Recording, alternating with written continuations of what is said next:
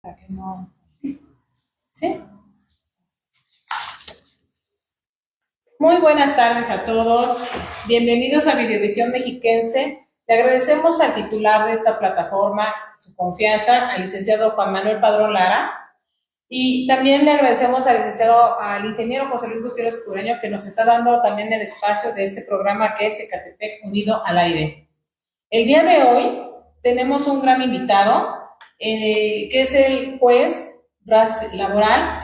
Su nombre es el maestro Raciel Avilés Mendoza, y el tema que manejamos el día de hoy es qué hacer en caso de un despido. Le agradecemos mucho su presencia, señor juez, maestro, y también le agradecemos la presencia de nuestra compañera y gran amiga, la licenciada Liliana Ramírez Gándara, que nos va a ayudar a conducir este programa. Lili, ¿nos ayudas a presentar a nuestro invitado de honor, por favor? Sí, muy buenas tardes, Hortensia. Buenas tardes, pues, Raciel. Pues sí, hoy hablaremos de un tema que nos preocupa muchísimo a los trabajadores, que es el despido. ¿Qué hacer, a dónde acudir y cuáles son nuestros derechos? A continuación les daré una breve semblanza del juez y maestro Raciel Avilés Mendoza. Él obtuvo el grado de licenciado en Derecho por parte de la Universidad Tecnológica de México. Cuenta con estudios de maestría en Ciencias Penales por el Instituto de Ciencias Jurídicas de Estudios Superiores, donde obtuvo el grado de experiencia académica. Maestría en Derecho Laboral en el Instituto de Posgrado en Derecho. Especialidad en Relaciones Laborales en el Instituto de Posgrado de Derecho. Doctorante de Derecho por el Instituto Nacional de Estudios Superiores de Derecho Penal.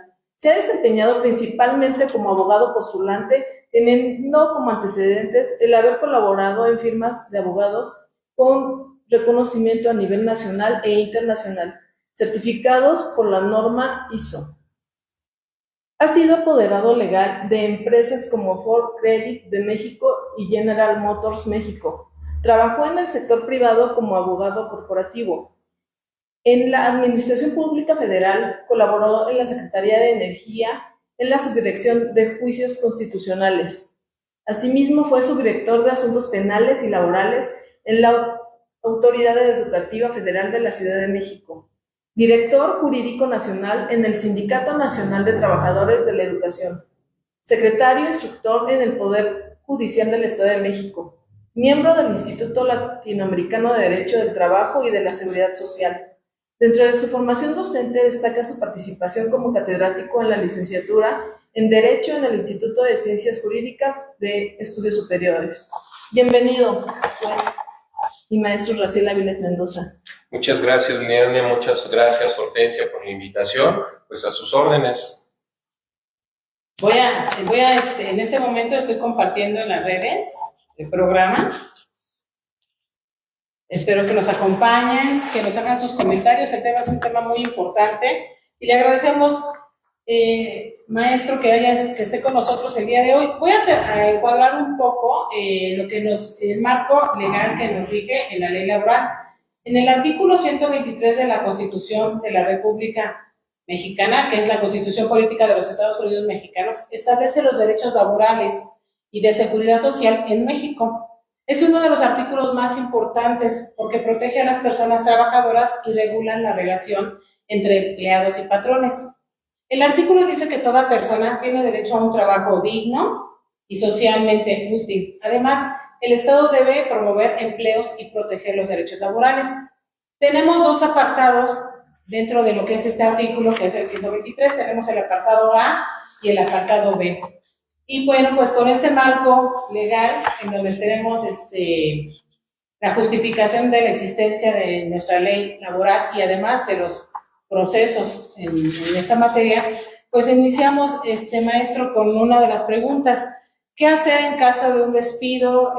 Previamente, ¿cómo podremos pues tener nuestro marco o nuestra justificación para demostrar que estamos trabajando y que nos han despedido? Bien, muchas gracias, Hortensia. A propósito de la introducción que haces en referencia al artículo 123 constitucional, es muy importante justamente delimitar de dónde nace nuestro derecho laboral, cuál es ese derecho de clase del que nos hablaba Mario de la Cueva y que finalmente justo se trata de un derecho que nace de la base trabajadora, de las luchas que se llevan a cabo, de todos estos movimientos revolucionarios en los cuales los trabajadores tenían como ahorita esta pregunta: ¿qué hago ante un despido?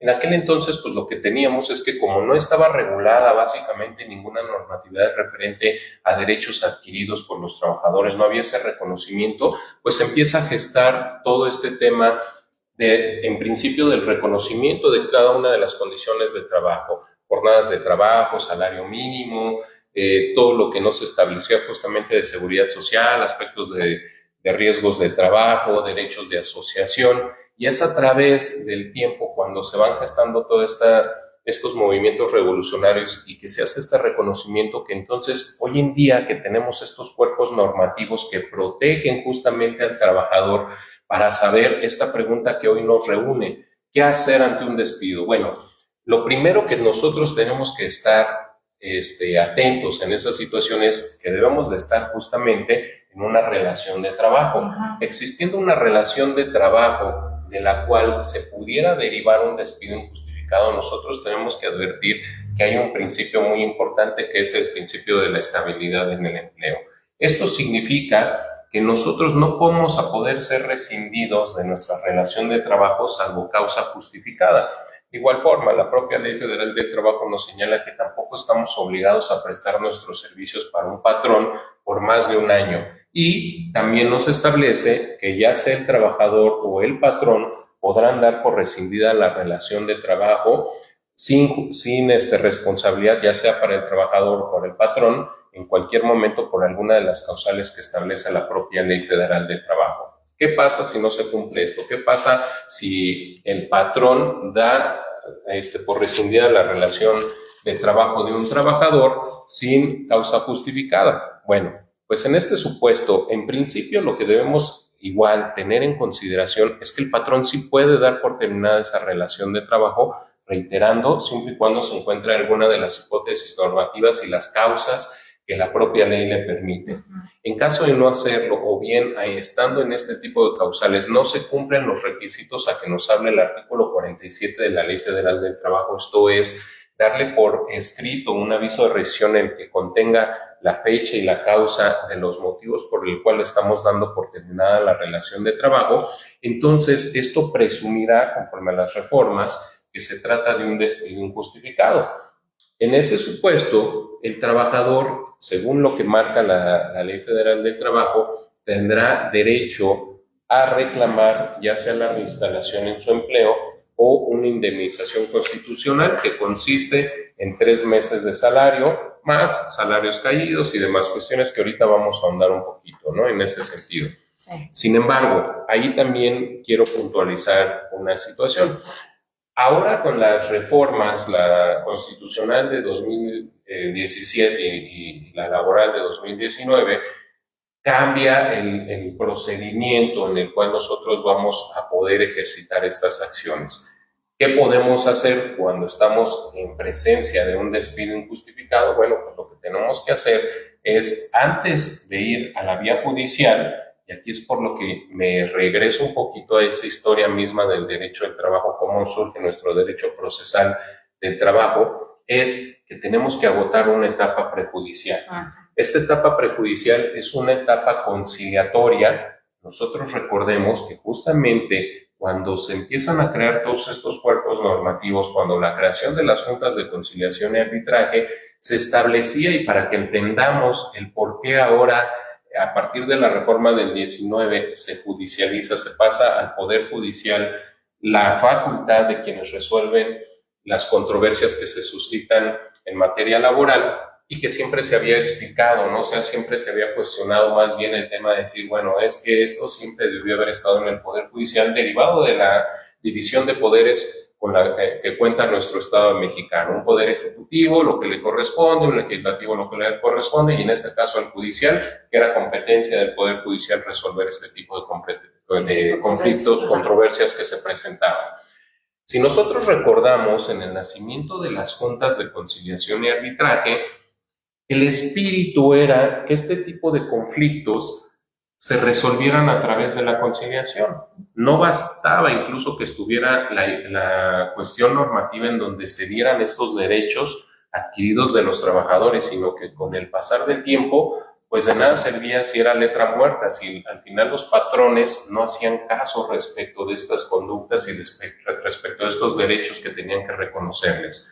¿Qué generó? Pues que existiera una autoridad que resolviera este tipo de conflictos. Es así como nacen las juntas de conciliación, que dependen incluso todas las que están vigentes de la Secretaría del Trabajo y Previsión Social, que forman parte del Ejecutivo.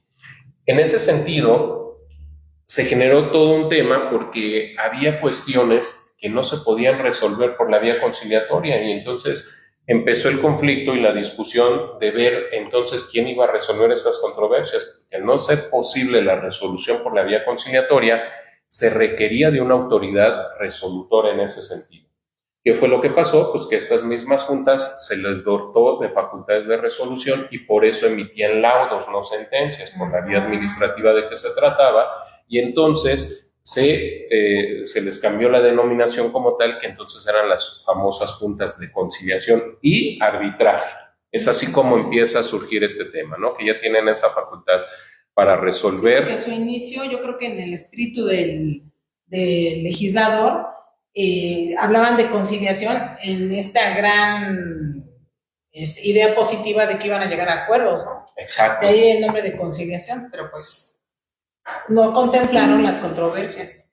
Exacto, así justamente, ese era el espíritu, que se tratara de ese derecho social. ¿Cuál es tu conflicto? ¿No te han pagado? Ah, bueno, pues ven patrón y a ver qué vamos a hacer con el salario, págaselo. ¿No le has respetado vacaciones? Otórgaselas. ¿No le estás manejando una jornada excedente a la legal? Ah, bueno, pues entonces reduce esa parte para que se respete este tipo de conflictos, ¿no? Y entonces esa es la idea, justamente como lo señala Hortensia, de que el constituyente preveía que este tipo de conflictos se resolvieran mediante la vía conciliatoria. Y entonces, el nacimiento de estas juntas, que era para resolver este tipo de conflictos y que después se da al arbitraje, es cuando empieza este surgimiento. ¿Nos quieres comentar algo, Lilia? No, ¿qué pasa cuando no hay un contrato? Ok. Tienen dudas. Ajá. ¿Qué pasa cuando no hay un ahorita vamos a explicar esa parte. Nada más para que entonces... En la historia, porque estamos entendiendo Sí, por qué es eran importante, lados, ¿no? O sí. sea, de una autoridad administrativa o de un espíritu administrativo de conciliación, pues llegaron las controversias y al tener que resolver la institución, al tener que resolver de forma administrativa, de ahí surge los lados. Es Exacto. parte de la historia del derecho laboral. Eso es lo que nos da origen a este punto, ¿no? En el 2019, que finalmente ya pasa a las facultades del Poder Judicial resolver la creación justamente de los tribunales laborales para resolver este tipo de controversias. Entonces, ¿qué es lo que sucede, no? Que ahí, si lo vemos, pues el mismo legislador le vuelve a dotar y le vuelve a apostar como una vía privilegiada de la solución de conflictos a la conciliación. Y entonces se crea un órgano especializado para esta resolución, entre otras competencias que más adelante hablaremos en otros temas cuando hablemos de registros y demás, de derecho colectivo, todas las facultades que también tienen estos centros de conciliación, el Centro Federal de Conciliación y Registro Laboral y los centros de conciliación locales. Entonces le vuelve a apostar a esta materia que se resuelva el mayor número de asuntos posibles mediante la vía privilegiada de solución de conflictos, que es la conciliación.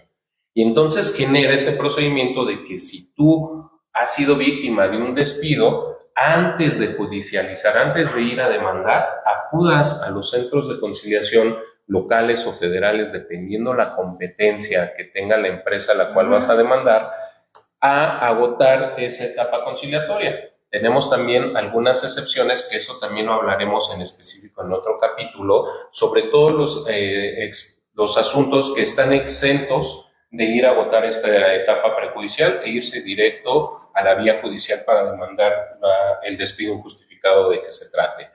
¿Qué va a pasar entonces nosotros ante esta pregunta? Bueno, pues lo que tenemos que ir es justamente a esta autoridad, al centro de conciliación, ya sea local o federal, para notificar al patrón y lo citen para una audiencia de conciliación en donde nosotros podamos ver si hay posibilidad de poder llegar a un convenio. En este supuesto pueden surgir todos este tipo de dudas. Bueno, pero ¿qué pasa si no tengo contrato, ¿no? ¿Qué es lo que nos dice Liliana? Bueno, si no tienes contrato, la propia Ley Federal del Trabajo establece que el hecho tiene las especificaciones de los requisitos incluso que debe tener un contrato, las cuestiones mínimas, pero también establece la propia Ley Federal del Trabajo que en caso de que no se haya suscrito por escrito el contrato individual de trabajo, esto es una causa imputable al patrón y como tal, pues no hay ninguna afectación a los derechos laborales que pudiera tener el trabajador. Pudiera ser que también tengan la duda de decir, bueno, pero ¿y entonces qué va a pasar con estos derechos que yo tengo adquiridos? Pues es justamente una cuestión atribuible al patrón el hecho de la expedición del contrato, lo cual no afecta en nada los derechos que tenga adquiridos el trabajador. En ese sentido, pues no va a haber ninguna afectación. Si nos vamos a juicio, bueno, ya ahí después hablaremos justamente de cargas probatorias y demás, qué pasaría si hay una negativa de la relación de trabajo, en donde justamente los tienen ante ciertas informalidades y en ocasiones por estrategia procesal, más que por acudir meramente a las excepciones que les permite la ley, por estrategia procesal hay patrones que al día de hoy siguen con esta dinámica y entonces, ¿qué es lo que sucede?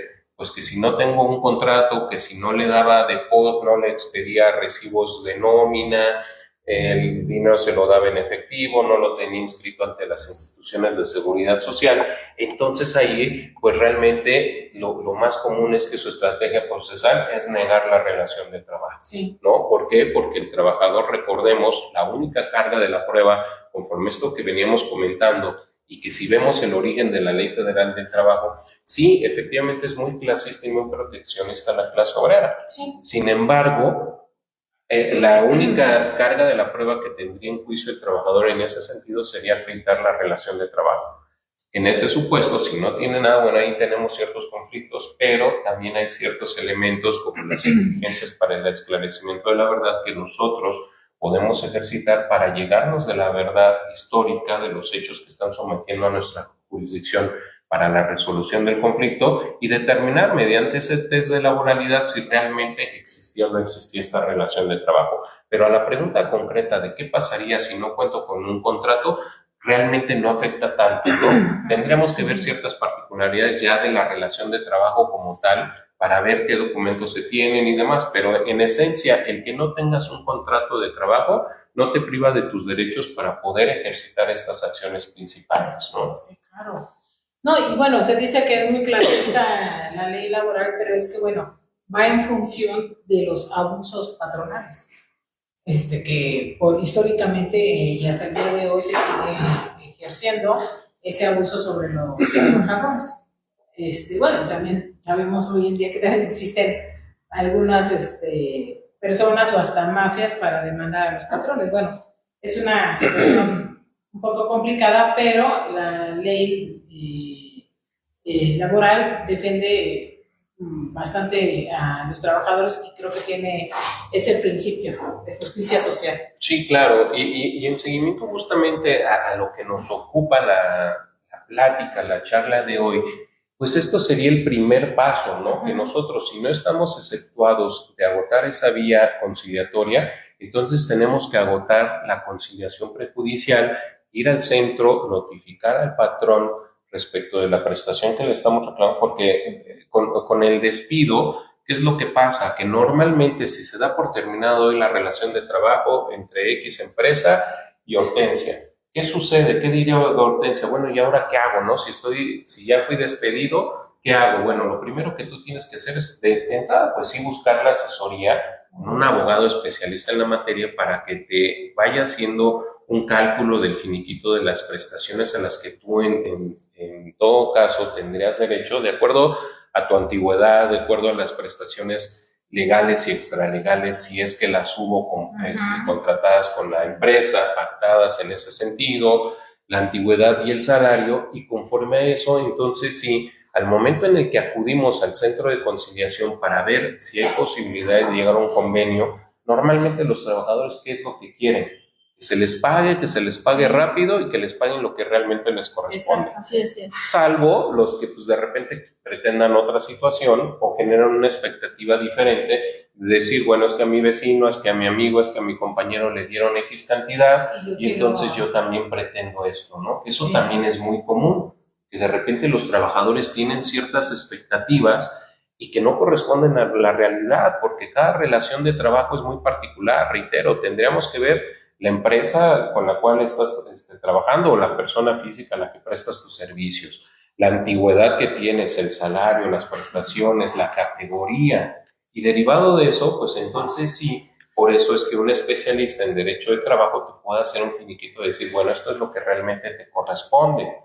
Y en un convenio, justamente llegar a elementos objetivos de que si tú, pensando un número al aire, de acuerdo a tu cálculo con las prestaciones que te quedaron a deber y lo que se pueda negociar en juicio, que normalmente se establece el mes y medio. Recordemos que una acción principal, como lo veíamos, lo mencionamos hace un momento, puede ser la reinstalación, hablando de un despido injustificado, o la indemnización constitucional, que son 3 meses de salario.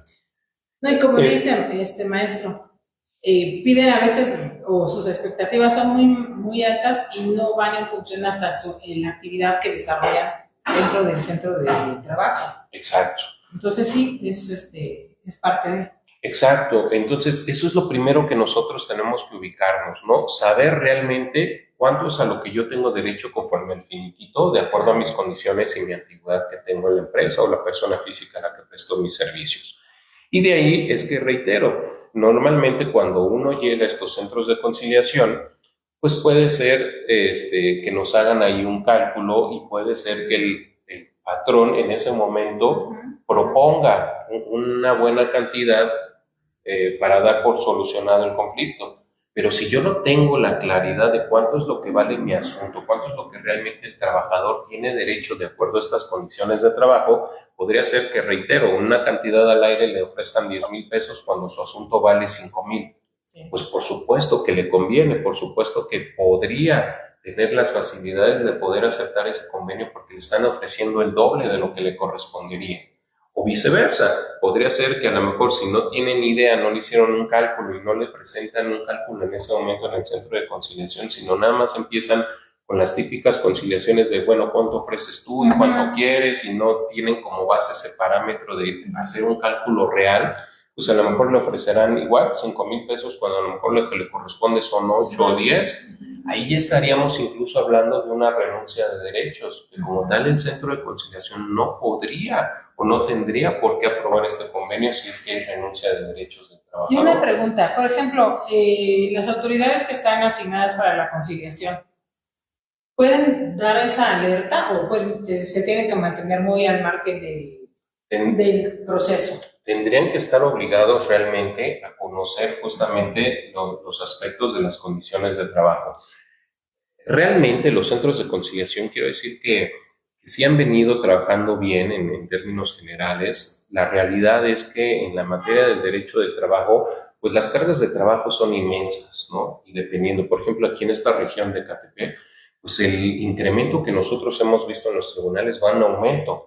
Más que disminuir los conflictos laborales, va en aumento. Y esto es un reflejo finalmente de la economía que vivimos en el país, de muchos aspectos que se mueven en ese sentido, la informalidad de los mismos empleos, la reducción de salarios, recortes presupuestales, todos los aspectos incluso tecnológicos. Vean en dónde estamos ahorita. O sea, esto es una maravilla de cómo estarnos comunicando, de todas las transmisiones, exacto. Pero también hay algo muy cierto.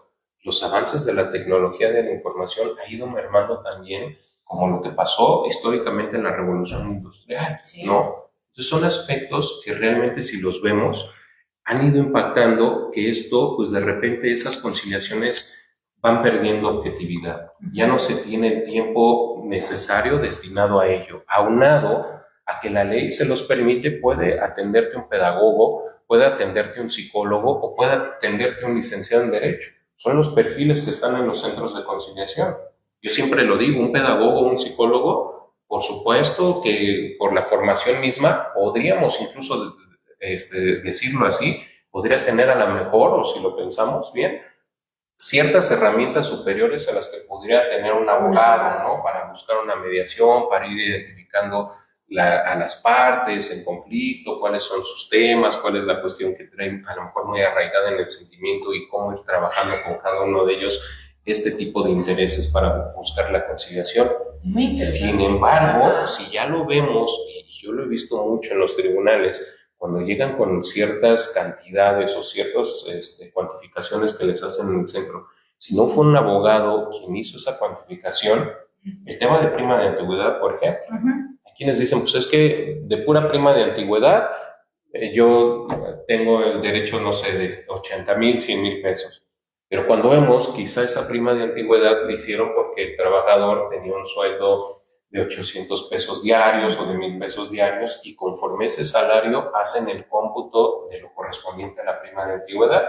Y es uno de los temas que hablaremos adelante cuando veamos condiciones de trabajo, que para la prima de antigüedad, si rebasa el salario diario el doble del salario mínimo, entonces está topado a este doble del salario mínimo. Sí, y con una mala información o con un mal cálculo de la liquidación, pues hasta bloquea o entorpece un proceso judicial porque el trabajador está esperando más de lo que realmente le corresponde, ¿no? Entonces ahí empieza más también el conflicto, o sea, no se llega a una fácil negociación o no se llega a acuerdos dentro ya también del proceso, porque ya traen una idea errónea de lo que son sus derechos y también puede pasar con el patrón, ¿no? ¿Sabes qué? Sí. Mejor, tengo que pagarte tanto y de ahí no pasa, ¿no? Sí, totalmente. Totalmente. Que comentaba Maestro con la carga laboral que está incrementando, de por sí ya la transición de estos juicios o procesos administrativos ahorita al Poder Judicial, pues cuánto trabajo no se les asignó de lo que ya estaba por 20, 30 años ahí parado, ¿no? O sea, yo creo que hay muchísimo trabajo todavía de rezago por todas los laudos que no se pudieron decretar en su momento. Sí, con la reforma del 17 constitucional, la 19 laboral, lo que se hace es que se hace un corte, ¿no? O sea, nosotros como tribunales laborales empezamos de cero a partir de la creación, pero todo lo que hasta ese momento se radicó por partes de las juntas de conciliación y arbitraje, entonces es lo que hasta ese momento van a resolver. A partir de la creación de los tribunales laborales, ya no radican nada en las juntas, es competencia nuestra. Perfecto. Y de ahí los asuntos que se quedan radicados en las juntas es lo que tendrán que resolver hasta el último momento. De ahí, de ahí que todavía existen estas instituciones que son de conciliación. Exacto, las juntas de conciliación y arbitraje, viendo justamente todos esos asuntos que tuvieron radicados hasta antes de que empezara. Y hay una proyección de tiempo de que, ¿sabes qué? Las juntas de conciliación y arbitraje estamos calculando o hay una proyección de que para tal fecha ya dejen de existir.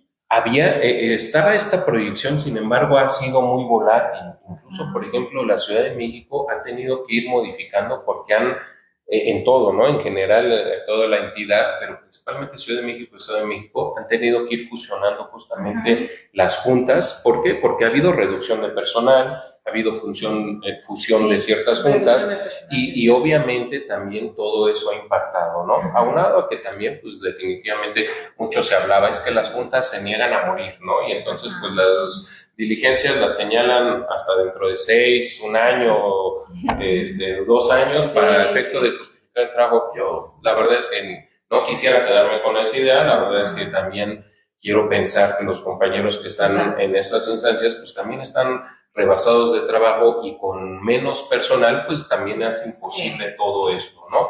Nosotros lo vemos, o sea, nosotros iniciamos también con ciertas plantillas y que con el tiempo, pues algunas bajas, algunos compañeros que se van de repente a otras instancias o que concursan para ciertas plazas, esa plantilla se va diluyendo y ya no tienes el mismo personal con el que empezabas inicialmente. No, y lo vivimos también aquí con el sistema Colmena, o sea, la reducción de pasar a juzgados corporativos, pues cuántos jueces no nos quitaron, ¿no? Jueces en lo familiar, en lo civil, o sea, yo también me quedo con esa idea de que no es que se quiera alargar la vida de las instituciones de conciliación y arbitraje, sino que esa reducción de personal sí afecta mucho en desahogar la carga de trabajo. Sí, definitivamente. Y entonces, pues todo esto es lo que de repente merma un poco en las cuestiones objetivas en que se tienen que resolver este tipo de conflictos. Regresando a ese punto de los centros de conciliación, es ahí donde nosotros diríamos, ¿no? Bueno, ¿qué puedo hacer yo justamente cuando estoy ante una situación de un despido injustificado? Lo primero que yo diría es buscar, en primer lugar, la asesoría con un abogado especialista en materia de derecho del trabajo. Porque de igual forma, si a mí me recomiendan a un despacho que esté especializado en la materia civil, mercantil, familiar, penal, fiscal, derechos de autor, pero realmente desconoce la materia, por muy prestigiado que sea este despacho y que no conozca la materia, pues más que ayudar va a entorpecer. Sí, claro. Y va a entorpecer ¿desde qué? Desde antes de acudir a juicio, desde antes de acudir, que estén en la etapa prejudicial de conciliación, van a entorpecer porque entonces no van a saber negociar, no van a saber defender los derechos del trabajador, que muchas veces también decimos, bueno, a ver, sobre derechos adquiridos, pues realmente qué negocias, ¿no? O sea, que venga el patrón y diga, bueno, es que yo le ofrezco su finiquito, pues realmente no le hace un favor, o sea, el finiquito, pues realmente es algo que él ya tenía derecho, ¿no? Y si en ese momento, pues también el trabajador dice, bueno, a ver, a mí, el momento en el que me rescindieron, pues no me daban ni las gracias y ahorita más mi finiquito, y yo con eso estoy satisfecho y no necesito ir a un juicio, bueno, pues adelante, acepto mi finiquito que no me lo querías dar y se acabó. Ah, pero si además de eso tú me vas a dar una gratificación pensando para resolver el conflicto de una manera muy rápida y evitarnos ir al juicio de los 3 meses, por ejemplo, me ofreces mes y medio, porque pues hasta ahorita nadie ha ganado, nadie ha perdido, es más, ni siquiera hemos ido a una demanda, pues qué mejor, ¿no? Pero para eso pues tenemos que tener un cálculo real de lo que corresponde a las prestaciones que ahorita comentábamos, ¿no? Sí. Ahora, de ahí podríamos abrir también una cuestión, una duda, en el sentido de decir, bueno, pero ¿qué pasa si yo estoy despedido? Me dicen que acuda con un abogado laboralista. Pues un abogado me va a costar, y si no tengo empleo, pues ¿cómo lo voy a pagar? Ah, bueno, pues entonces aquí lo que tienen que saber nuestro público, los trabajadores que estén ante esta situación es que el Estado garantiza el derecho de esta justicia. Sí. ¿Mediante qué? Mediante las famosas defensorías de oficio. En materia laboral tenemos a la Procuraduría de la Defensa del Trabajo, que cuenta justamente con un grupo de abogados especialistas en materia del derecho del trabajo, que justamente brindan sus servicios de manera gratuita a los trabajadores. Y entonces el trabajador, ¿qué puede hacer? Ah, bueno, pues lo primero, buscar ese abogado. Si no tengo yo para pagar una defensa particular, que también normalmente se estila, no es que siempre sea así, pero en este medio se estila que los abogados laboralistas normalmente cobran en razón no de una cantidad fija, sino de un porcentaje sobre lo que logran recuperar, y que normalmente se paga pues al finalizar el juicio, justamente al momento en el que se paga. O que si se concilia, bueno, en el momento en que se concilió y ya se pagó X cantidad por parte del patrón, entonces el despacho les cobra un porcentaje, un 20, un 30, un 50%, no sé, ya dependiendo. El 50% está establecido por jurisprudencia, que es una cuestión que se ve mal, se habla como una explotación del hombre por el hombre, está así establecida, y que bueno, pues estaría... Exacto, ¿no?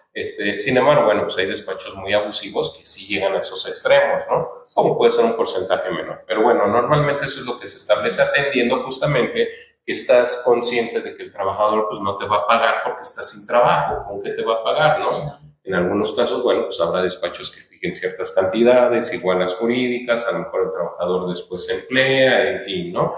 Pero normalmente eso es lo que se estila. Si el trabajador no tiene el acceso a una defensa particular, pues puede acudir a estas defensorías de oficio, a la Procuraduría de la Defensa del Trabajo, para que lo asesoren, le hagan estos cálculos, vean a qué tiene derecho de acuerdo a las condiciones del trabajo que tenía él reconocidas, y sobre esos elementos pudieran justamente ir explicándole todo el procedimiento, que el principal sería esa etapa de prejudicial de la conciliación ante los centros, ¿no? No, y considero yo correcto, adecuado, que exista esta defensoría pública, podríamos llamarlo así, laboral, sí, una defensoría pública laboral, porque pues es parte de lo que es las obligaciones del Estado, proporcionar también esta ayuda, pero también siento que están rebasados, ¿no? La Defensoría Pública también, son pocas las personas que se contratan y creo que es demasiada la demanda de los trabajadores para ser atendidos por la Defensoría Pública. Sí, lamentablemente las instituciones, creo que de repente ese es el principal problema, ¿no? A veces salarios no tan decorosos, a lo mejor salarios un poco bajos. Esto simplemente en comparación justo con las cargas laborales que se puedan llegar a tener, y que obviamente pues hay abogados que de repente dicen, no, pues la verdad, estar aquí en esta institución con este salario, con estas cargas de trabajo que tenemos, pues optan quizá por el ejercicio libre de su profesión, ¿no? Y más que están especializados en ciertas materias, bueno, pues si yo soy un defensor de oficio que tengo toda una vida conociendo a fondo el derecho penal, el derecho de familia, el derecho civil, el derecho laboral, pues creo que estar en esta institución donde realmente voy a ir sobre un salario que no me alcanza para mis gastos, pues entonces optan a lo mejor por ese... Por la práctica privada. Exacto, ¿no? Y también, seamos honestos, este tipo de prácticas, pues realmente la competencia también es mucha, ¿no? Sí. Vemos muchos abogados también en esto, y realmente, pues, hacerte de una cartera de clientes que te permita tener un ingreso considerable, pues a veces tampoco es... Sí, hablamos de fácil, una trayectoria, de un prestigio para que puedas tener garantía de esa cartera. Pero, volviendo al tema, pues sí, definitivamente también tienen unas cargas de trabajo importantes, ¿no? Pero, bueno, finalmente el trabajador tiene este acceso justamente que le garantiza el Estado de ser representado por abogados especialistas en la materia que lo pueden asesorar, y que no solamente lo pueden asesorar, lo pueden ir representando en todo este procedimiento hasta su conclusión, y lo mejor es que es de manera gratuita, no van a cobrar un solo peso por sus servicios, ¿no? Porque es una garantía que el Estado les brinda. En ese sentido, ya sea defensa particular o una defensoría pública, ellos tienen que acudir, reitero, si no están exceptuados de agotar la etapa prejudicial, de acudir ante el centro de conciliación, privilegiando eso. ¿Qué ha pasado en la práctica? Hay muchos trabajadores que sinceramente ya como que lo ven más como un requisito de procedibilidad, de decir, bueno, pues es que no puedo ir a la demanda porque no estoy exceptuado, tengo que agotar la etapa prejudicial, obtener mi constancia de no conciliación para entonces sí, con ese requisito de procedibilidad, ir, demandar, y entonces sí, con todos los requisitos que me fija la ley, poder emplazar a juicio en virtud de que no pude llegar a llevar a cabo esa conciliación. En ese sentido, hemos visto, y la verdad es que la invitación también es que si finalmente lo que se busca es el reconocimiento de estos derechos laborales, el que te den justamente lo que te corresponde, si es que estamos hablando ya sea de un despido, puede ser justificado, disfrazado de injustificado o viceversa, y que es lo que realmente le corresponde, pues que sea esta vía la privilegiada y eviten el desgaste de todo un procedimiento y de poner en marcha justamente toda una maquinaria judicial y todo lo que implica el gasto también de llevar todo un juicio, y el desgaste, reitero, principalmente para las partes, y que lo pueden solucionar mediante esta vía privilegiada de solución de conflictos. Y entonces, esa es la más bien la invitación, que haciendo un tema objetivo de los convenios, puedan resolver sus controversias a través de la conciliación, evitando el desgaste. Sí. Aquellos casos en los que no es viable la conciliación por falta de interés del trabajador, del patrón, o que derivado de las acciones que se están reclamando no haga posible llevar a cabo en ese momento la conciliación, bueno, pues entonces para eso está el procedimiento.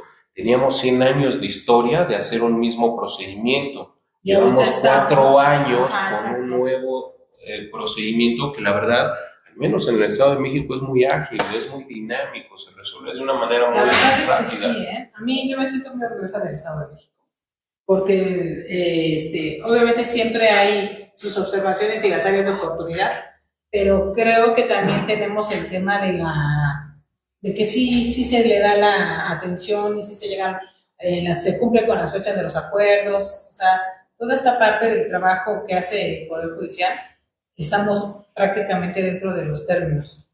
Sí, totalmente. Definitivamente hay asuntos que sí se pueden ampliar un poco más, Sí, hay unos sí. que se resuelven incluso hasta antes de que se emplace a juicio, porque de repente logran conciliar las partes, siguen en comunicación posterior a las pláticas en el centro de conciliación y entonces se presentan, ya sea que se desistan porque ya por fuera llegaron a un convenio o que en ese mismo momento denuncian el convenio ante nosotros. Y nosotros, pues desde luego que estamos obligados también por disposición de ley y la convicción que tiene uno mismo de resolver estos conflictos mediante esta vía privilegiada, de hacer justamente las invitaciones y de propiciar en todo momento como una vía privilegiada la conciliación. Por eso es que nosotros desde que radicamos un asunto, desde ahí al momento en el que ordenamos el emplazamiento, con independencia de otorgar el término previsto para la ley para que contesten la demanda, citamos a pláticas conciliatorias para ver si hay posibilidad de retomar, de ver cuál es el problema, qué es lo que imposibilitó que no llevaron a cabo la conciliación en el centro de conciliación, o aquellos que, reitero, que estuvieron exentos de agotar la etapa conciliatoria y que entonces en ese momento pues tratamos de conciliarlos, de decir, bueno, a ver, o sea, mi función no es meramente conciliatoria, es más jurisdiccional, sin embargo, también estoy obligado a propiciar la conciliación, entonces vengan, platicamos. Personalmente, como jueces, nos involucramos mucho en la conciliación y tratamos de ver este tipo de cosas, ¿no? Si hay unas expectativas elevadas fuera de la realidad, poner en contexto del trabajador, ¿no? Sí, que quizás las prestaciones o los conceptos que pretende, pues no son acorde a la realidad, de acuerdo a su antigüedad y demás, con un finiquito correspondiente, y entonces tratamos de ir viendo justamente, poner sobre la mesa los aspectos objetivos de conciliación. Hay muchas partes que de repente llegan abogados y dicen, bueno, es que sí quiero conciliar y quiero los 3 meses de indemnización, quiero salarios caídos, quiero todo el finiquito, y reitero, si estamos hablando del finiquito, bueno, es otra cosa, no es un aspecto que no es renunciable, sí, no. Pero el pretender salarios caídos en un convenio, el pretender una indemnización al 100%, pues estamos hablando ya de una sentencia donde a lo mejor ni siquiera me has contestado la demanda. No, y además es como alejarte entonces de un buen cierre de una negociación, y si el abogado que está auxiliando al trabajador está pretendiendo ello, pues definitivamente lo está alejando más de un buen convenio que de y propiciar a un juicio que desgasta, ¿no? Así es. Entonces, esa es la intención, ¿no? De que nosotros, si seamos víctimas de un despido, bueno, pues lo primero, nos asesoremos, ¿no? ¿Nos asesoremos con quién? Pues con un especialista en derecho del trabajo, que de verdad nos aterrice nuestras ideas y defienda nuestros intereses, ¿no? De acuerdo a la realidad. No, y ahorita que tenemos aquí al juez en el ámbito laboral, deberíamos aprovechar, hacer preguntas, a veces hay inquietudes, oye, fíjate que a la prima de una amiga le pasó esto, ¿cómo se puede resolver? Yo creo que estamos ahorita con tenemos una gran oportunidad de poder hacer esas preguntas. Agradecemos mucho también, por ejemplo, a la licenciada Linet Muñoz. Muchas gracias por tus saludos, licenciada. Muy pronto te vamos a tener también aquí en el programa para que nos apoyes en la participación. Y bueno, pues si tienen alguna inquietud, pues adelante, pueden preguntar. Licenciada Lili. Sí, me preguntan ¿qué hacer cuando les hacen firmar en blanco una hoja? Es común que lo hagan cuando los contratan. Sí. ¿Qué hacer? Bueno, de entrada, esto es un tema bastante preocupante, ¿no? O sea, justamente que fue materia de la reforma, hay un impedimento, o sea, realmente las empresas, los patrones no pueden llevar a cabo este tipo de prácticas que efectivamente eran muy comunes, ¿no? Y que normalmente si lo vemos, pues atiende justamente a las necesidades mismas del trabajador. Uh-huh. Si yo soy el trabajador, no tengo trabajo y me condicionan a que me van a dar el empleo siempre y cuando firme ya sea mi renuncia, desde el momento mismo de mi contratación, u hojas en blanco, como condicionante de que pueda ser contratado, pues normalmente, ¿qué es lo que hace uno como trabajador? Pues lo firmas ante esa necesidad, ¿no? O sea, estas prácticas efectivamente no se han abatido totalmente. Sí ha habido una gran reducción a como se llevaba en el sistema anterior antes de la reforma, que era una práctica súper común. Creo que ya se ha abatido un poco y justamente por todo lo que la propia ley prevé de que de advertirse este tipo de cuestiones, pues se pueden imponer las multas correspondientes a los patrones por hacer este tipo de prácticas, ¿no? Y desde luego nosotros, en primera, ¿qué diríamos? ¿Qué puedo hacer si me están haciendo firmar hojas en blanco al momento de la contratación?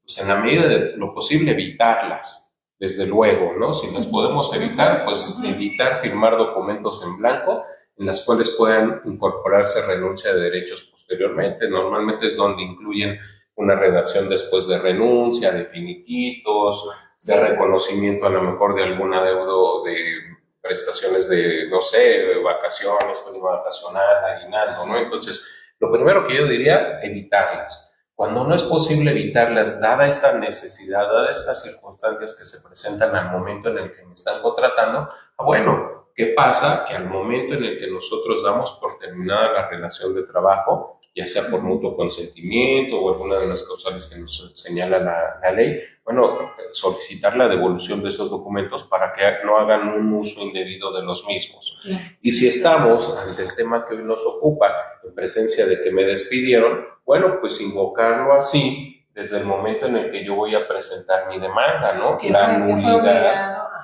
Exacto, yo una prestación que reclamaría pues sería justamente eso, la nulidad de los documentos en blanco que firmé al momento de que fui contratado y que fue condicionante para poderme emplear, ¿no? No, y también hay otro punto, además de que te hacen firmar las hojas en blanco, me he enterado, no sé qué tan real sea, pero por ejemplo dicen que en Coppel te hacen firmar pagares. Ah, sí, también.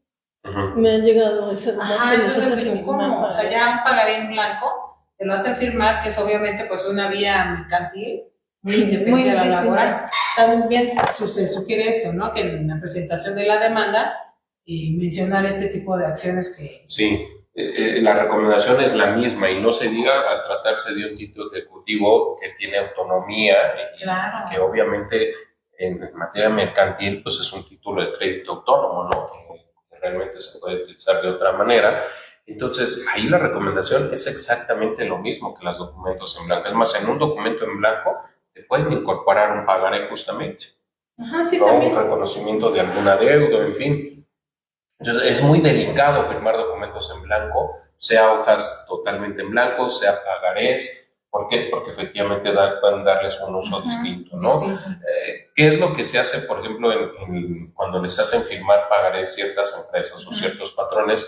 Pues que muchas veces los utilizan justamente como moneda de cambio en un procedimiento, ¿no? Se ha dado casos en los que tú vas, demandas laboralmente y entonces ellos te demandan por la vía ejecutiva mercantil, ¿no? Y entonces dicen, pues sabes que sí, pero a mí me debes acá esto, entonces sabes qué, pues si tú te desistes de esto, pues yo también me desisto de esta acción. O y sea, las empiezan denuncias, tipo ¿no? de Las cosas, denuncias que van al Ministerio Público acusando al trabajador de robo.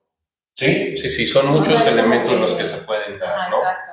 Esa sería la recomendación, en la medida de posible evitarlo cuando no se puede evitar por la naturaleza misma de cómo estoy siendo contratado y las necesidades que tengo, que finalmente las suscribí. Bueno, pues al momento en que termino mi relación, recuperar esos documentos. Y si estoy siendo despedido de forma injustificada en la cual no te van a entregar esos documentos, solicitar justamente como una prestación la nulidad de esos documentos que tú firmaste al momento de tu contratación y desde luego poner atención desde el momento en el que se firma más o menos la orientación en donde lo están firmando para tener una claridad de cuando se objete, si es que normalmente en juicios te incorporan, por ejemplo, una renuncia, pues tú desde el momento en el que narras tus hechos que van en relación con las prestaciones que estás reclamando, pues claro que también sea, que no sea inverosímil el que esto suceda. ¿Por qué?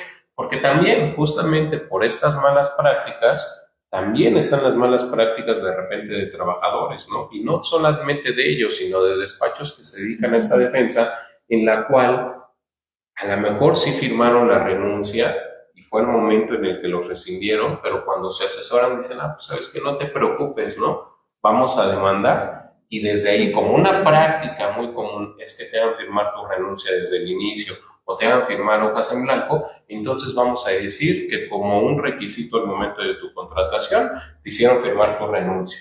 Okay. Te la van a exhibir y a lo mejor ya ni siquiera voy a objetar la firma. ¿Por qué? Porque voy a decir, sí, efectivamente yo te dije que me hicieron firmar mi renuncia. pero no están reconociendo la verdad, que a lo mejor sí la firmaron, pero cuando ya se asesoraron, pues resulta que la dinámica cambia y entonces pretenden hacer una estrategia diversa, ¿no? Sí, y entonces esas también son malas prácticas de repente de la otra parte. Sí, de la contraparte. Entonces claro. no siempre tampoco es que el patrón sea el malo, ¿no? O sea, las prácticas desleales que desafortunadamente se tienen que ir abatiendo, pues es de ambas partes, ¿no? Sí, ya son temas delicados, ¿no? Bueno, yo escuché también una abogada de Herdes, algo así, está muy sonado ahorita, por defender por ser la apoderada legal de esa empresa y no le pagaron a los trabajadores, creo que sí la denunciaron penalmente. Creo, si es el mismo asunto del que estamos hablando, sí, no conozco de fondo, nada más lo que circularon en las redes y las noticias, justamente de falsear los hechos y creo que estaba consignada justamente por falsedad de declaración y fraude procesal. Eso es algo muy delicado, ¿no? Sí, y que eso también... Pero que también está mucho en la práctica, ¿no? Claro, Procesar, sí, claro, y es que principalmente esta materia pues se prestaba a muchas cosas, ¿no? A que mintieran, a que yo decía, bueno, pues ¿sabes qué? Te voy a demandar, entonces voy a aprovechar para decir que si mi salario era de 300 pesos, pues iba a decir que era de 800, ¿no? De 900 pesos. Y si tenías 6 meses trabajando, pues digo que tenías 6 años.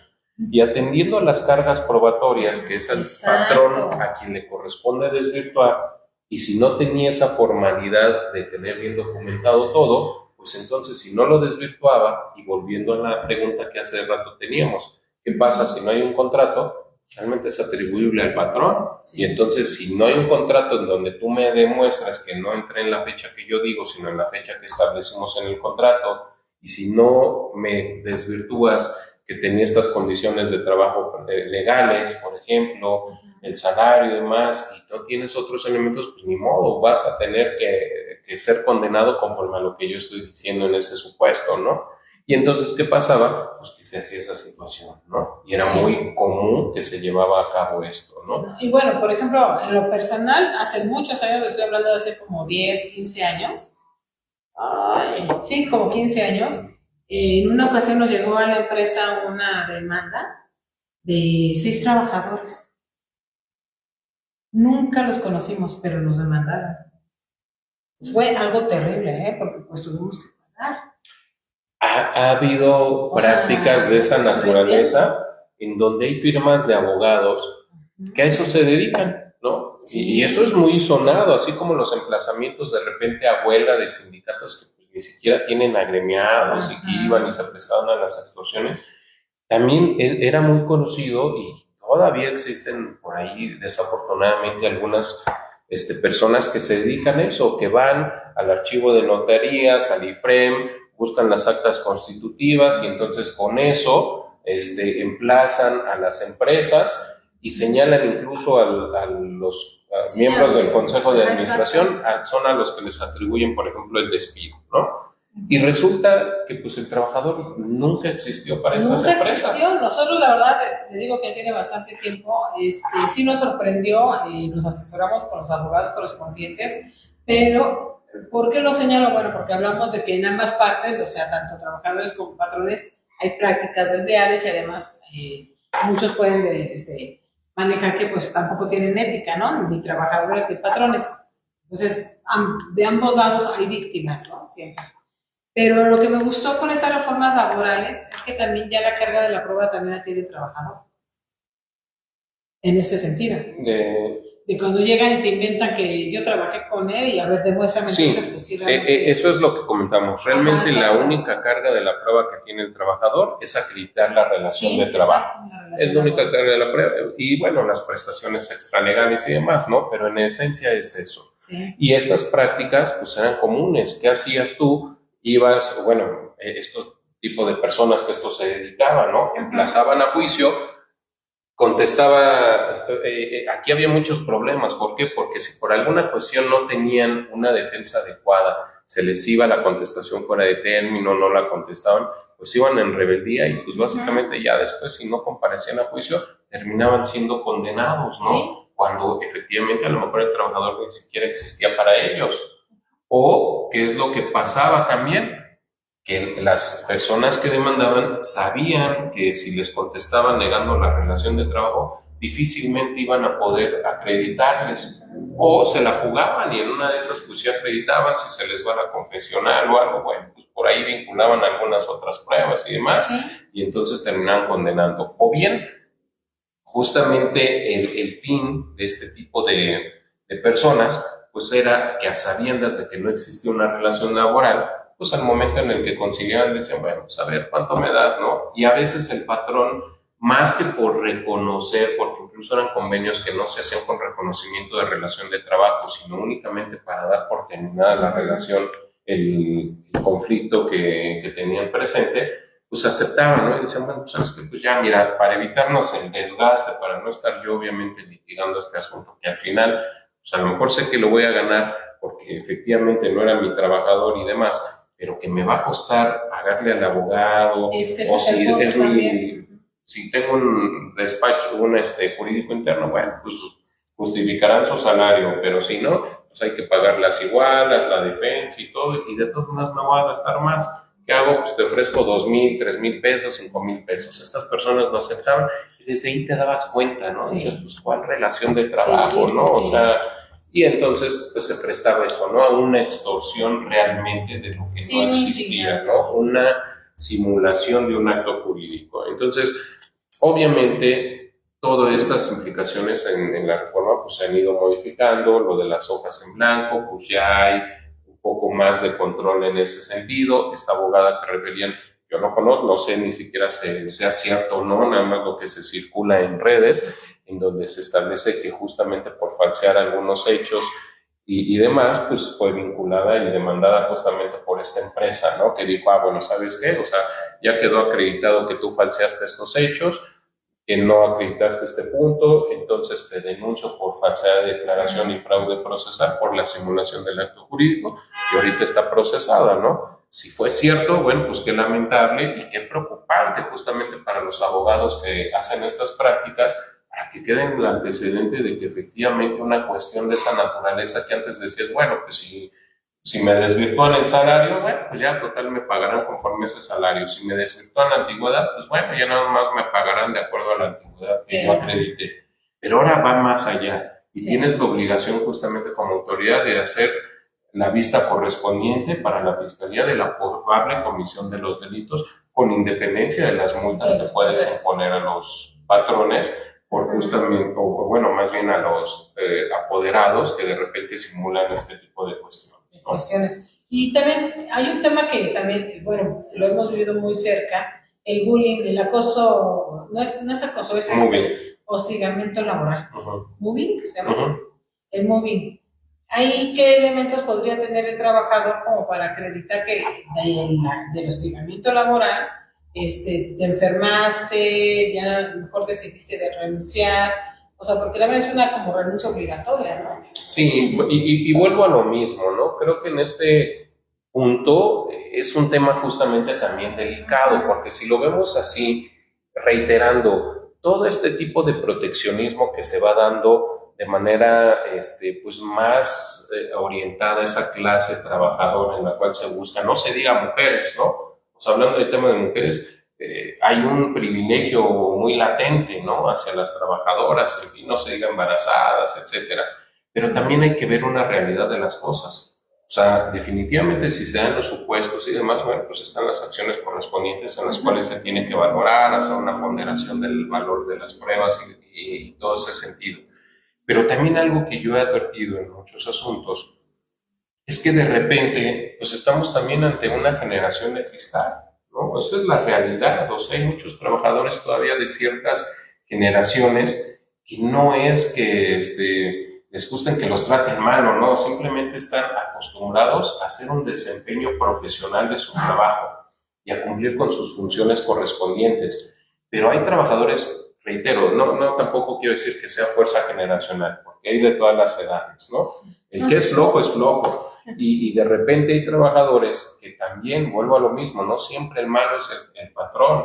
Y a veces el patrón incluso peca también de darle ciertos beneficios a los trabajadores, y como dicen por ahí, ¿no? De repente muerden la mano de quien les está dando de comer, y entonces el trabajador flojo, que cuando le observan, cuando le dicen, oye, es que sabes que no estás siendo productivo de acuerdo a lo que te contraté, faltas, llegas tarde, te vas temprano, no cumples con lo que te fue contratado. Abusan. Y encima de todo, cuando te hago las observaciones, más que ser objetivo y reconocer que estás faltando a eso, pues resulta que te ofendes. Resulta que entonces, pues reclamas un acoso laboral porque entonces ya te generaron estrés, pobrecito, ya tienes depresión porque entonces las cargas de trabajo. Pues resulta que no es cierto. Cuando haces un análisis de las demás categorías similares, la productividad que tienen ciertos trabajadores a diferencia del trabajador o la trabajadora que realmente no desempeña esas funciones correspondientes, pues advertimos que realmente no es eso. Y entonces hay que diferenciar hasta qué punto llega la disciplina conforme a las facultades que sí tiene el trabajador como patrón en el de exigirle el desempeño de sus funciones, y en qué punto si ya se rompe esa disciplina y se convierte en hostigamiento, porque es una línea muy delgada y a veces, reitero, no siempre el patrón es el malo, no siempre es el que tiene por qué cubrir esa parte, y si encima de todo lo demandan o se va porque el trabajador era flojo y simplemente pues no, él no está acostumbrado a esas cargas de trabajo, o no quiere una comodidad, quiere que el trabajo quede a la vuelta de su casa, quiere que cuando llegue tarde no lo sancionen, que no le reduzcan su salario porque faltó. Pues realmente entonces pues estamos atendiendo más a las necesidades del trabajador de acuerdo a lo que él quiere y que no cumple con sus funciones, y que entonces a lo mejor el mismo patrón, por no sancionarlo, por no observarlo, pues de repente ya se vuelve el malo de la película y lo tienen que estar demandando. Entonces es un tema realmente muy delicado, ¿no? Que hay que ver de acuerdo a la circunstancia en específico y atender definitivamente, ¿no? Si hay ese hostigamiento laboral, pues desde luego que puede ser sancionable, ¿no? Y condenable, dependiendo si las conductas originaron incluso el cese de un trabajador, la rescisión. Pero si no las hay, pues realmente también atender a esa ponderación de las pruebas y ver que más bien se trata de un trabajador flojo que no cumplió con lo que le fue atribuible. Pero para ello, pues el patrón, entiendo que este público también tenemos patrones, pues también no dejar de lado las acciones que la ley le permite para dar a los avisos correspondientes, la instrumentación. Más vale hacer una instrumentación de acta administrativa en el momento y que no después justamente volteen la situación y pretendan decir que hubo un hostigamiento cuando realmente el trabajador o la trabajadora eran unos flojos de primera, ¿no? Sí, ¿no? Es más, hay un ejemplo, pero yo espero no equivocarme, si es así, háganme los comentarios, que creo que es en Yakult se contrata a la gente, pero no se le despiden, o sea, en cuanto empiezan a ver que llega tarde, lo acomodan en otro departamento donde puede hacer que el horario se adapte, ¿no? Y después, pero no se sigue las instrucciones de higiene o de seguridad, entonces lo vuelven a cambiar a otro departamento donde no corra tanto riesgo y que ciertas, o sea, que siempre le están buscando cómo encontrarle el modo al trabajador. Y recuerdo que el que representa esta empresa lo comentó, ya hasta que definitivamente pasando por todas nuestras políticas laborales no da el trabajador, bueno, pues ya en ese momento se le despide, pero prácticamente estamos buscando como empresa encontrarle el modo donde este talento pueda desarrollarse.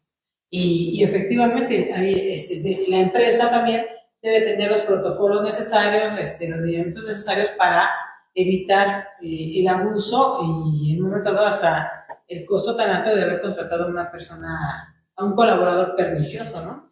Sí, que creo que ahí justamente das en el punto de lo que trataba de comentar, ¿no? Que efectivamente no siempre el patrón es el malo. O sea, de repente en el derecho del trabajo sí lo vemos así, ¿no? De que no, es que el malo es el patrón. Sí. ¿Por qué? Porque, reitero, hay que conocer la historia del derecho del trabajo y qué era lo que pasaba. Pues los trabajadores de campo, en las minas, en las haciendas, pues ahí sí hablamos incluso hasta de esclavitud y de explotación del hombre por el hombre. En el desempeño de su trabajo, la gente moría de agotamiento, de inanición, o sea, era tremendo. Es correcto. Entonces, si atendemos a ese punto histórico de cómo surge, pues definitivamente por eso mismo fue que los movimientos obreros, que toda esta lucha social que buscaba que ya se reconociera el derecho de su jornada no superior a lo que hoy tenemos en la ley, de que eran jornadas inhumanas, de que muchas veces se les obligaba, si lo vemos incluso desde un punto, desde antes del México independiente, pues que era lo que hacían, tenían que rendir tributos, ¿no? Y esos tributos pues no eran pagados, sino que eran obligados a hacer trabajos en las haciendas con los capataces y demás, las famosas listas de raya, etcétera, muchas violaciones por parte del capital, por parte del patrón a los trabajadores. Pero reitero, el aspecto histórico, social y político de una nación pues va cambiando y se va modificando. Y entonces ahí es donde vemos el ejemplo que ponías de esta empresa, realmente tienen ciertas políticas y ahí lo vamos viendo, hay personas morales que sí manejan ese tipo de políticas, ¿no? Pero también personas físicas, que puede ser una persona física que trata con la punta del pie a sus trabajadores y con un trato indigno justamente, pero como hay personas físicas que también en su calidad de patrones son tan humanos que llegan justamente a estos puntos, en el cual incluso siendo tan humanos, apoyando tanto al trabajador, resulta que el día de mañana el trabajador es el que abusa del patrón de todas esas beneficios y esa confianza que le da. Entonces, por eso vuelvo a lo mismo. El patrón no siempre tampoco es el malo, hay que decirlo también con todas sus palabras, y ese es un ejemplo en una empresa que dice, bueno, a ver, yo podría perfectamente con esto, porque has faltado o has incurrido en estas causales, puedo rescindir porque ya tengo los elementos. Pero bueno, no quiero hacerlo, vamos a ver tu perfil, no tienes la capacidad para estar aquí, o no sé por qué siempre estás llegando tarde. Bueno, pues entonces en este otro departamento donde quizá el horario sea más flexible o no impacte el hecho de que no llegues a tiempo para poner a funcionar la maquinaria y demás, entonces vamos a ver. En este tampoco funcionas, bueno, pues entonces te cambio esta otra área. Si no hay, obviamente, tampoco afectación de los derechos laborales en cuanto a categoría, salario y demás, bueno, pues yo creo que es una medida adecuada. Y si después de todos esos movimientos veo que en todas eres lo mismo, pues entonces lo que decíamos, realmente lo que eres es un trabajador flojo. Y que entonces, pues después vas a estar argumentando un hostigamiento laboral cuando realmente tu conducta pues es justamente reprensible para esa situación. A mí, en lo personal me sucedió, ahora es que pasando de lo que es la iniciativa privada entre particulares, en un momento dado tuve a cargo una dependencia gubernamental y me canalizaron de, creo que 8 sindicalizadas, personas sindicalizadas. En un inicio hasta... Yo observo que también hay como una sevicia en la gente, o sea, empiezan a tener actitudes viciadas, se contaminan. De tal manera que llegó una ocasión una de las compañeras colaboradoras y me dice, ¿sabe qué? Yo voy a venir a las 7 y me voy a ir a las 3, por ejemplo, y cumplo las horas con las que estoy contratando y todo. Y digo, bueno, pero tú a las 7 no me es útil que estés aquí en la oficina a las 7 de la mañana cuando el contribuyente le está llegando a las 9, 10 de la mañana, o sea, y además las oficinas se abren a las 9, ¿no?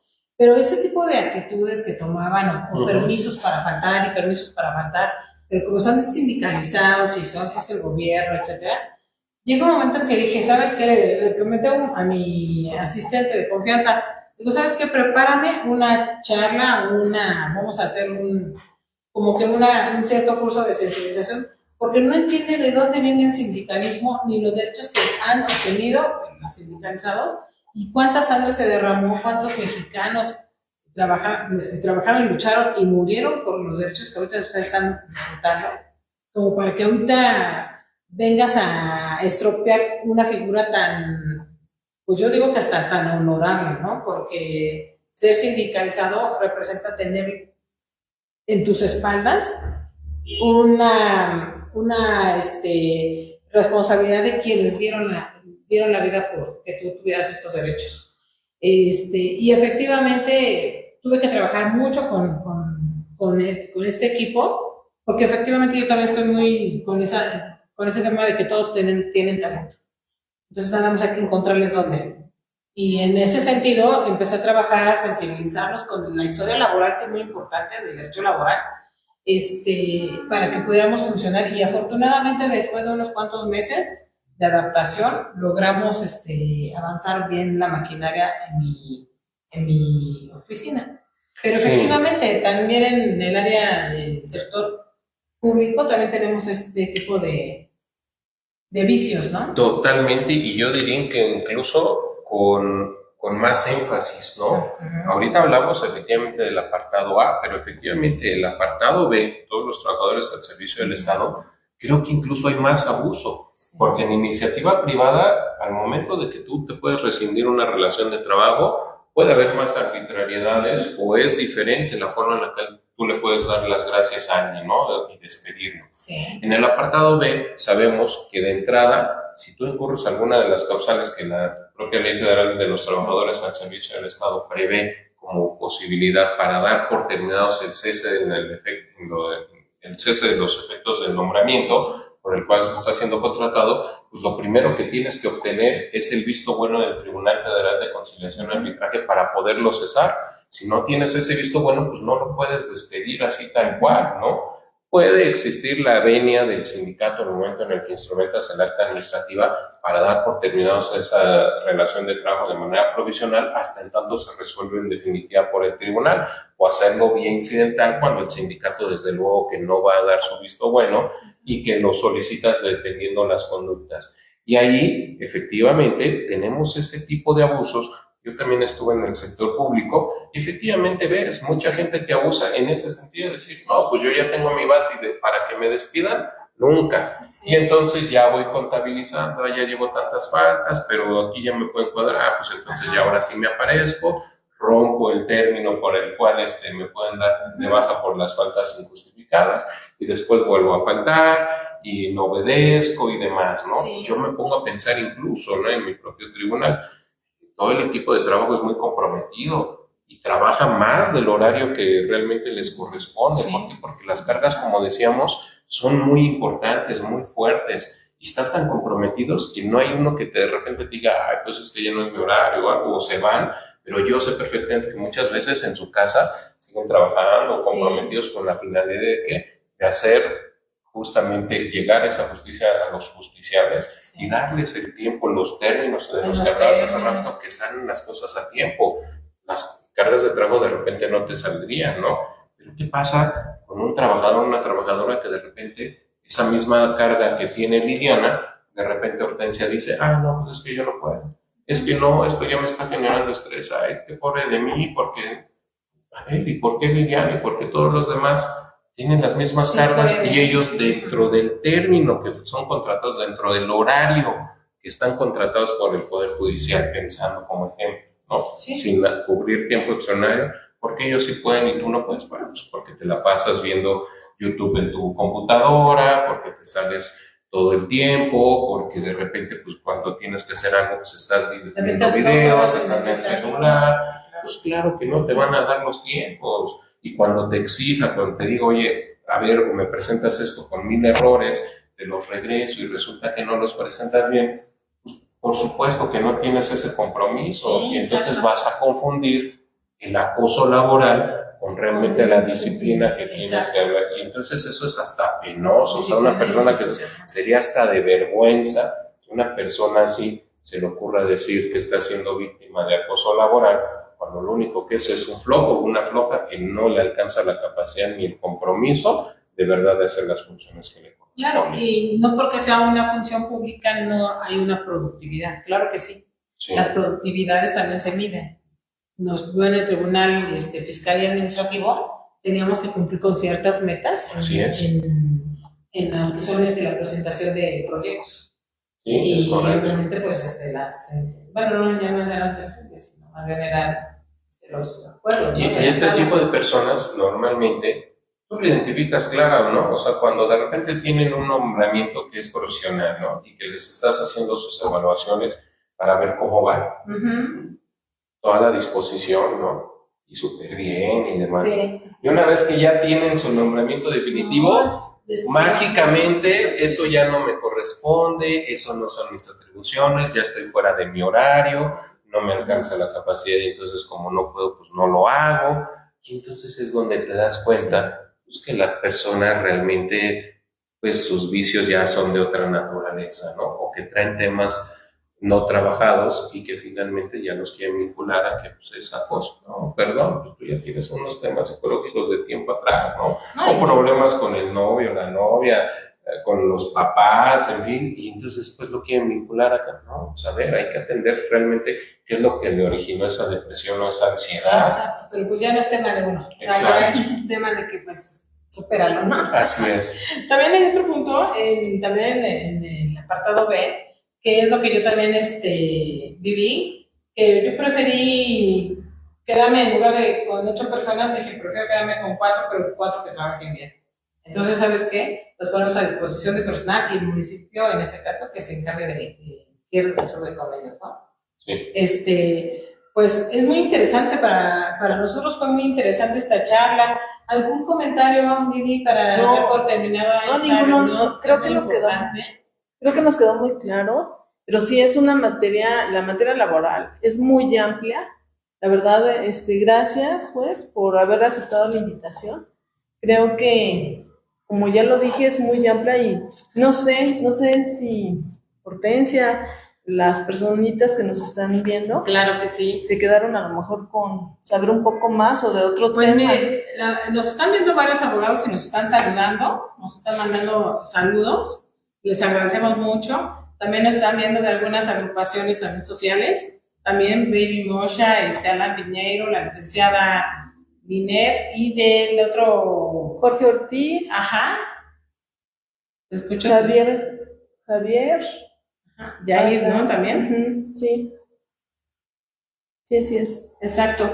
Pues muchísimas gracias. Estos programas se transmiten, pero en el transcurso de la semana, de los días, empieza a participar también más gente y salen muchas preguntas.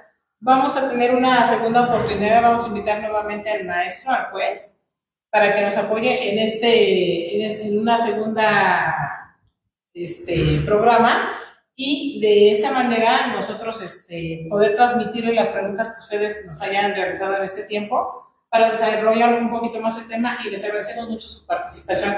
Aquí hay una persona que se llama Dan Levy de OPA, dice, ¿qué haces en caso de despido después? Pues demandar, obvio, pero el tema es ese, obviamente. Estamos hablando para las personas que no conocen del derecho laboral.